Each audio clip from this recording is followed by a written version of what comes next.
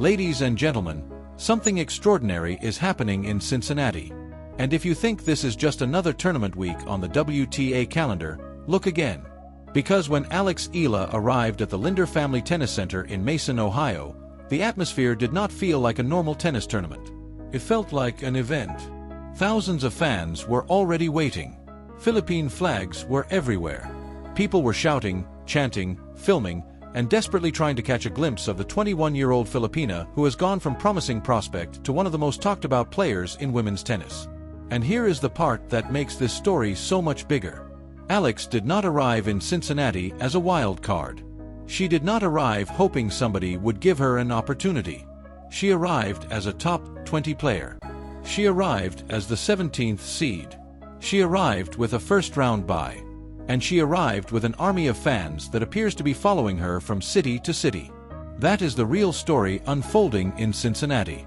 Because Alex Eala is no longer simply trying to break into the WTA. The WTA is now trying to figure out what to do with Alex Eala. Think about how quickly this has happened.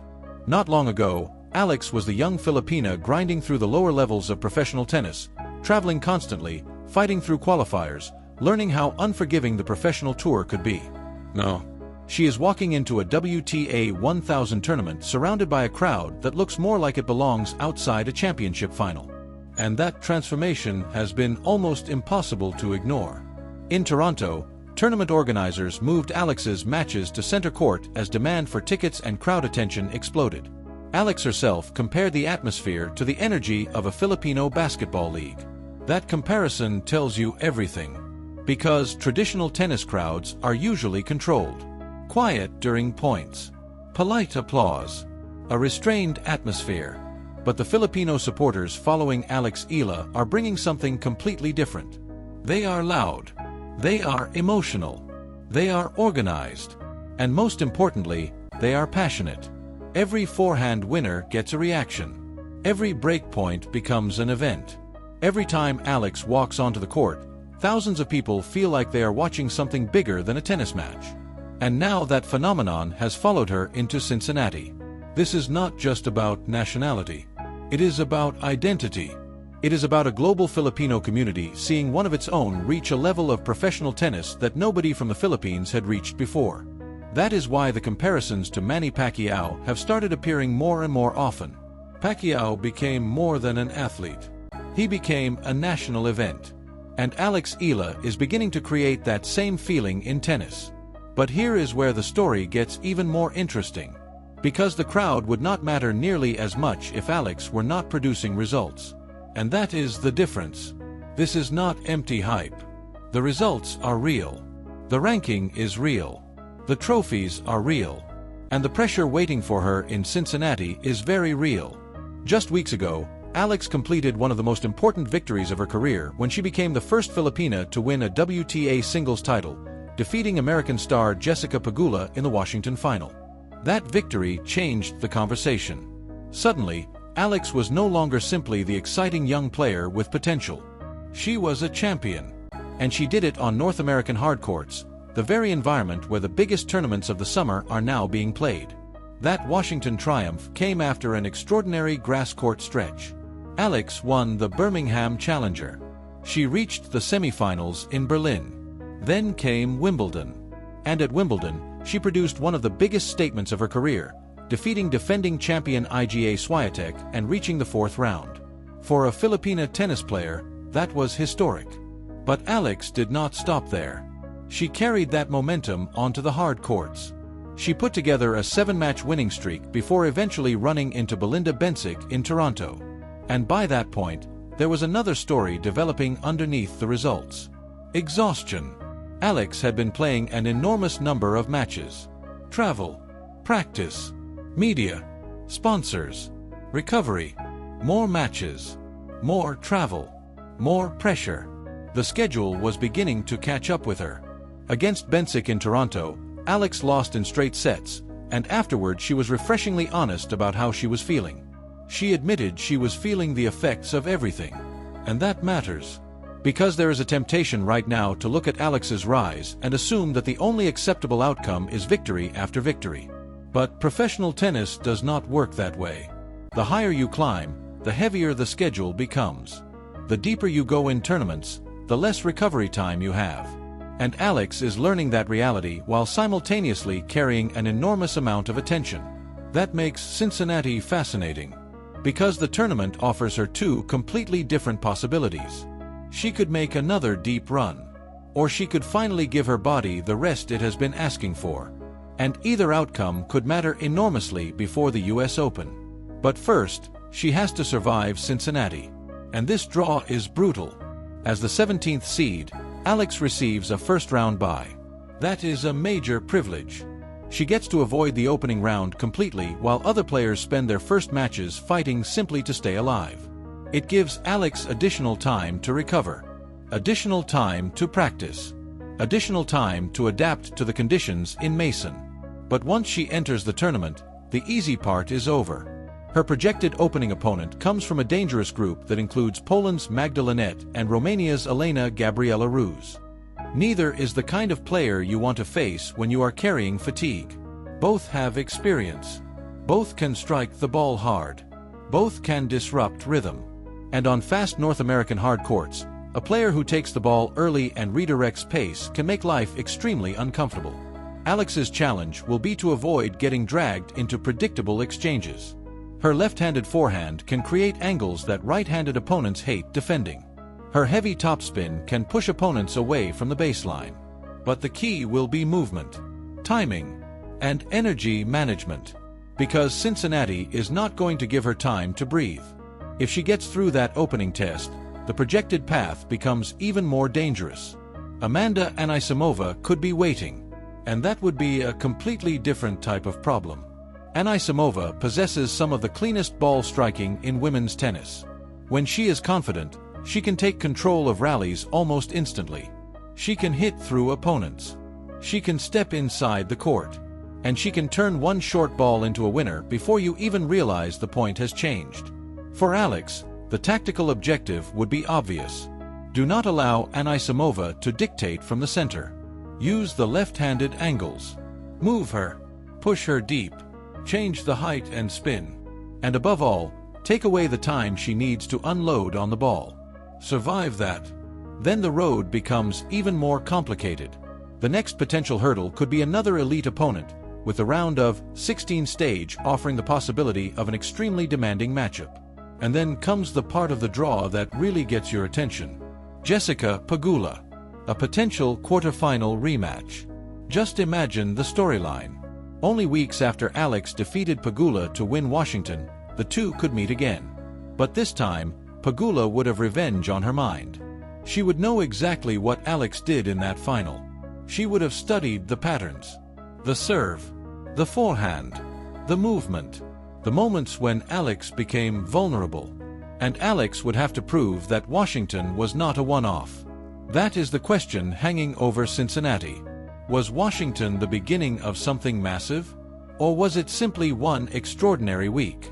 Cincinnati can help answer that. And if Alex somehow survives the brutal section of the draw, the mountain gets even steeper. Potential opponents from the very top of the WTA could stand between her and another final. Iga Swiatek, Elena Rybakina, Aryna Sabalenka, Coco Gauff. Names that normally represent the final stages of the biggest tournaments in the sport. That is why this draw looks almost absurd. But there is another way to look at it. Maybe this draw is exactly what Alex needs.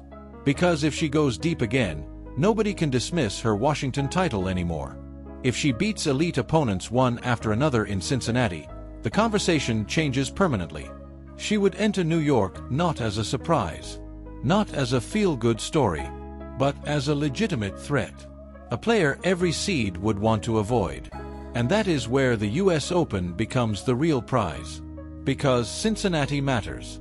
But New York is where the pressure becomes enormous. Alex is going to be one of the most watched players in the tournament. The Filipino community will be there. The media will be watching. The sponsors will be watching. The tennis establishment will be watching. And every opponent will know exactly who they are facing.